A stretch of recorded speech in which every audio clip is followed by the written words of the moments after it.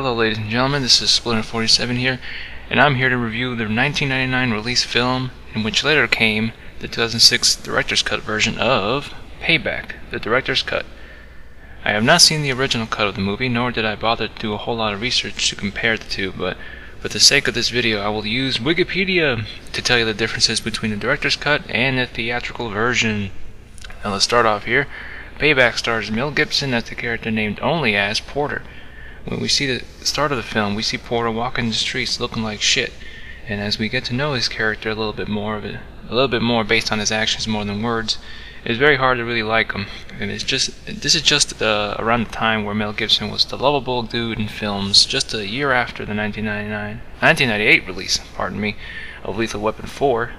You see him gathering enough money from picking a guy's pocket and stealing his wallet, from taking change from a homeless man, and maxing out credit cards from the guy he just picked a wallet from, to buy new suits, food, and expensive watches to pawn off for some cash and the gun. Later you have a scene where I believe was much more toned down, a theatrical version, I believe, mainly because women, especially women, had a hard time watching their lovable leading man beat the crap out of his wife. This might have been taken out or toned down in the original version in order for it to be appealing for a mass audience. A pretty good ass-kicking scene, I might add. Nowadays, it doesn't come down as a big shocker, with Mel's controversial tapes to his ex-girlfriend coming out not too long ago have become my go-to voicemail message. You should just fucking smile and blow me! Unless you crawl back, suck my cock, and say you're sorry in that order.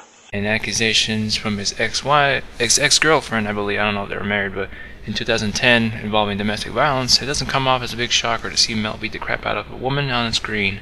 Now, I don't know if it's true or not, where he beat up his ex. I'm just going off of what I've heard and read, so don't sue me. Moving on, after the epic beatdown from Porter, you find out that, spoilers, we get a flashback scene where Porter and his partner Val Resnick, with the help of his wife, are scoping out an area and planning their attack on a vehicle with cash. A heist that they weren't too worried about accomplishing, hinting that they might have done this sort of thing before.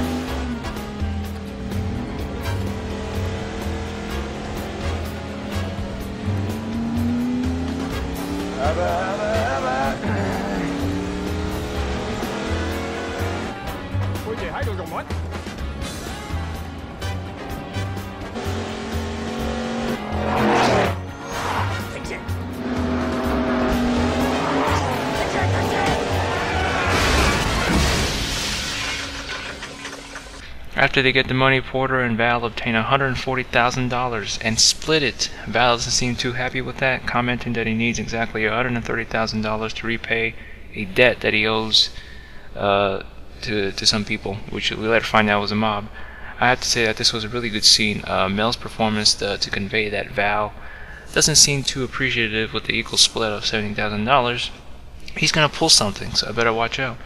And what comes to a surprise to him, he gets shot in the back from, you guessed it, his wife, who was in cahoots with Val to take the whole score and use $130,000 of it to repay his debt. Basically a revenge movie about a man with a principle and just wanting his money back, specifically $70,000, where he makes it very clear later in the film to people that Val repaid, which ended up being the mob that I said before. A very good running joke of this movie where the higher-ups of the mob assume that he wants $130,000 that Val gave them, where Porter has to keep reiterating that he only wants his cut of $70,000, while also trying to get his money back. Porter gets tangled in a situation with two corrupt cops who want in on the cash that Porter is fighting to get back. They also know about his wife being dead and could easily plant evidence against him. It's a very cool dynamic to add. Rather than just being a revenge film, it's also entertaining to see how Porter is going to get his money back and how he's going to deal with the two corrupt cops and not go to jail, basically. Not to spoil any more of the movie, which I kind of did, I must say I really enjoyed this movie. There are really good performances from Mel Gibson and Greg Henry, who plays Val.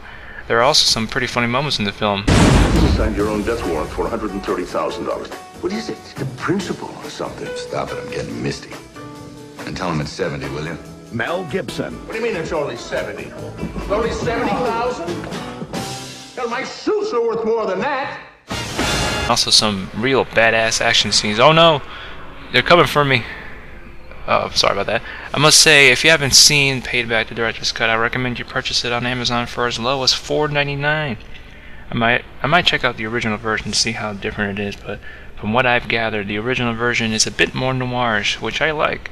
It has a slight blue tint color to look to it, which the director's cut doesn't have.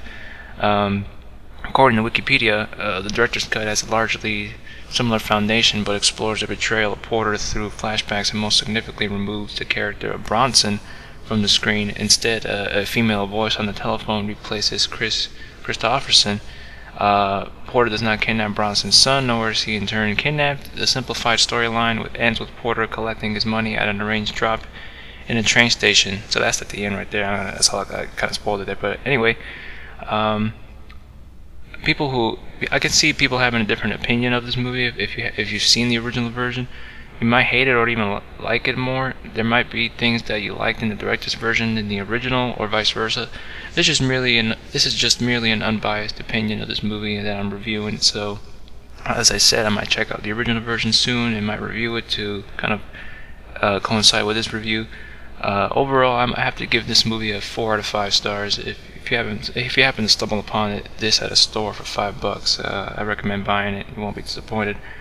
So yeah, there's my review for Payback, the director's cut. Thank you for watching. I'm Splinter47. You can follow me on Twitter at Splinter47, and you can listen to me and my co-host CH Gorog on a weekly or bi-weekly basis, depending on our schedule on Bloody Thumbs. Go to tinyurl.com/Bloody Thumbs. That link will be in the description box of this video. And for all recent and past episodes, along with reviews, that will be all there. That will be there. Our current review that we've done so far is a review for Mass Effect 3, so be sure to check that out. Thanks again.